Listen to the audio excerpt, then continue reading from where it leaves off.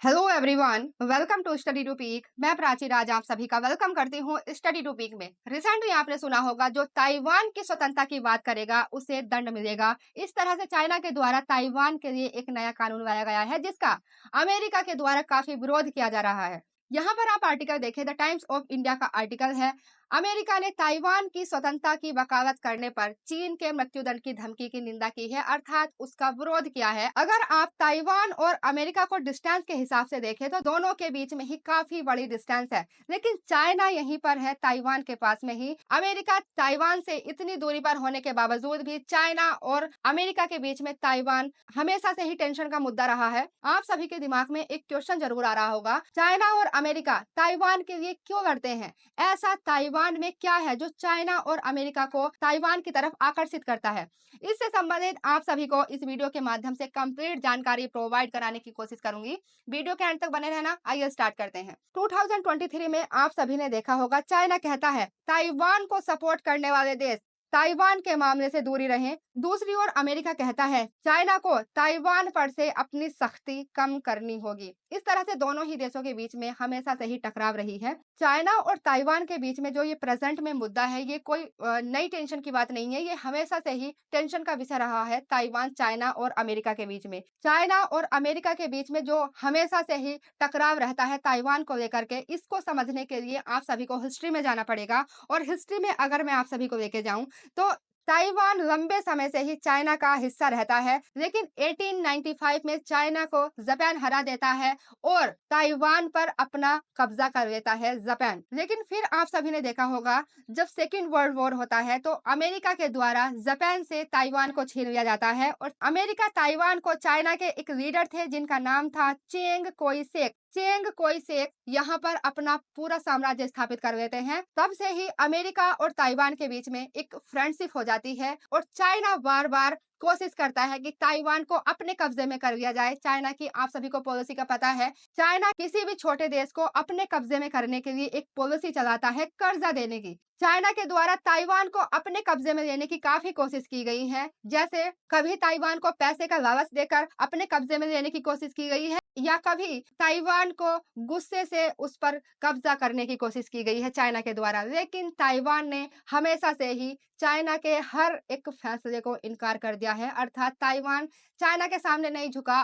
China की हमेशा से ही एक पॉलिसी रही है, दुनिया के हर एक कमजोर देश को कर्ज देकर उसे कर्ज में डुबा देता है और फिर उस पर अपने राजनीतिक फैसलों में कहीं ना कहीं चाइना अपना हित चाहता है किसी भी कंट्री में। और आप सभी को मैं बता दूं, चाइना ने, ये तो हमारे ताइवान की बात हो गई, लेकिन आप सभी को मैं बता दूं, चाइना समुद्र में भी अपना साम्राज्य फैलाना चाहता है, क्योंकि साउथ चाइना सी को लेकर भी काफी लड़ाइयां होती रही हैं चाइना से, क्योंकि चाइना बार बार साउथ चाइना सी पर अपना कब्जा जमाना चाहता है। अगर चाइना ताइवान पर कब्जा कर लेता है तो वेस्ट प्रशांत सागर में उसकी ताकत काफी बढ़ जाएगी, क्योंकि आप सभी ने EEZ का नाम तो सुना ही होगा, जो अमेरिका के लिए अच्छा नहीं है, क्योंकि चाइना फिर हवाई द्वीपों में स्थित अमेरिका की आर्मी बेस पर अपनी नजर रखेगा। साथ ही साथ मैं आप सभी को बता दूं, ताइवान ट्रेड के मामले में भी अमेरिका के लिए ही नहीं बल्कि पूरी दुनिया के लिए काफी मायने रखता है, क्योंकि यहाँ पर दुनिया की सबसे एडवांस चिप बनती है। 50% दुनिया में यहीं से चिप जाती हैं। जैसे आप सभी यहाँ पर देख सकते हैं, इलेक्ट्रॉनिक गैजेट जैसे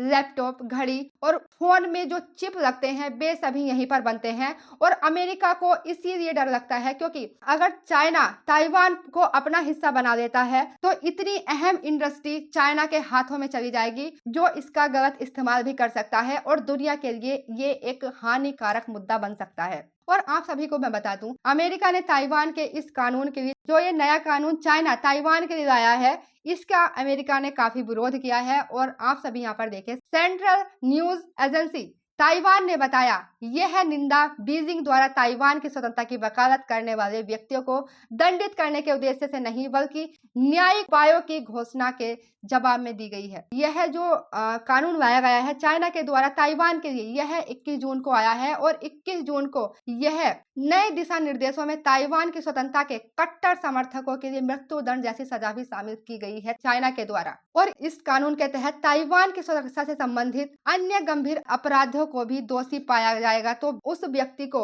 अनुपस्थिति में भी मृत्युदंड का सामना करना पड़ सकता है। जैसे कि फोकस ताइवान ने बताया है कि चाइना ने इस कदम के जवाब में ताइवान के राष्ट्रपति लाई चिंगते ने ताइवान के लोकतांत्रिक सिद्धांत का जोरदार बचाव किया और इस बात पर जोर देते हुए कहा, लोकतंत्र कोई अपराध नहीं है बल्कि निरंकुशता एक अपराध है। इस तरह से ताइवान के राष्ट्रपति के द्वारा कहा जाता है। और ताइवान के राष्ट्रपति यह भी कहते हैं, अगर नागरिकों को उनके राजनीतिक अधिकार व्यक्त करने के लिए दंडित करने के चीन के प्रयास की आलोचना की और कहा, चाइना के पास ऐसे मामलों के लिए मुकदमा चलाने का कोई अधिकार नहीं है। ताइवान के राष्ट्रपति यह भी कहते हैं, चाइना के तर्क के अनुसार एकीकरण का समर्थन नहीं करना ताइवान की स्वतंत्रता का समर्थन करने के बराबर है। अमेरिका ने चाइना और ताइवान के बीच सार्थक बातचीत को करते हुए अपने रुख को बताया है कि इस बात को कहा, ताइवान जलडमरू में मतभेद को शांतिपूर्ण तरीके से हल करने के लिए जबरदस्ती और कानूनी धमकियां प्रतिकूल है। फोकस ताइवान की रिपोर्ट के अनुसार अमेरिका ताइवान और चाइना दोनों ही देशों की स्थिरता बनाए रखने और ऐसी कार्रवाई से बचने का आग्रह करता है जो तनाव बढ़ा सकती हैं या मौजूदा स्थिति में एक तरफा रुख से बदल सकती हैं। आशा करती हूँ कि जो ताइवान के लिए चाइना के द्वारा कानून लाया गया है, जिसका अमेरिका के द्वारा काफी विरोध किया गया है, आप सभी को समझ में आया होगा। अगर आप सभी का इससे संबंधित कोई डाउट रह जाता है तो आप कमेंट करके बता सकते हैं, मैं उसका रिप्लाई करने की कोशिश करूंगी। आज के लिए इतना ही। Thank you.